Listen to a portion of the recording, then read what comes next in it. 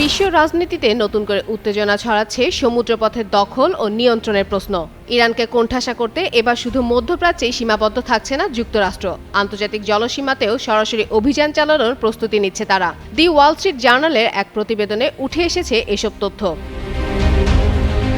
প্রতিবেদন অনুযায়ী মার্কিন প্রেসিডেন্ট ডোনাল্ড ট্রাম্প প্রশাসন ইকোনমিক ফিউরি নামে একটি কৌশলের আওতায় ইরানের উপর সর্বোচ্চ অর্থনৈতিক চাপ প্রয়োগ করতে চায়। এর অংশ হিসেবে ইরান সংশ্লিষ্ট তেল ট্যাঙ্কার ও বাণিজ্যিক জাহাজে তল্লাশি চালানো এবং প্রয়োজন হলে সেগুলো জব্দ করার পরিকল্পনা নেওয়া হয়েছে। বিশেষ করে ডার্ক ফ্লিট যেসব জাহাজ নিষেধাজ্ঞা এড়িয়ে গোপনে তেল বা অস্ত্র পরিবহন করে তাদের লক্ষ্যবস্তু করা হবে।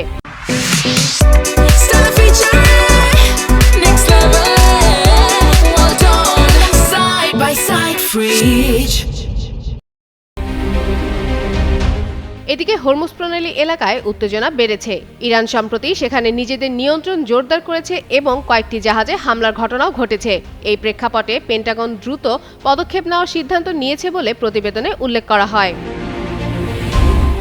মার্কিন কর্মকর্তারা আশা করছেন সমুদ্রপথে এসব অবরোধ ও অর্থনৈতিক চাপের মাধ্যমে ইরানকে পারমাণবিক কর্মসূচিতে ছাড় দিতে বাধ্য করা যাবে।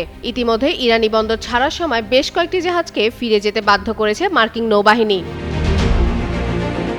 অন্যদিকে ইরান যুক্তরাষ্ট্রের দাবি প্রত্যাখ্যান করেছে এবং নিজেদের অবস্থানে অনড় রয়েছে। একই সঙ্গে চীনের মতো দেশগুলোর জন্য এটি একটি পরোক্ষ সতর্কবার্তা হিসেবে দেখা হচ্ছে, কারণ তারা ইরানের তেলের বড় ক্রেতা।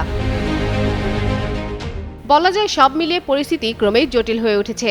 আলোচনা ব্যর্থ হলে উত্তেজনা আরও বাড়তে পারে বলে আশঙ্কা করছে আন্তর্জাতিক বিশ্লেষকরা। ফাতেমা ফাতেহ জান, যুগান্তর নিউজ।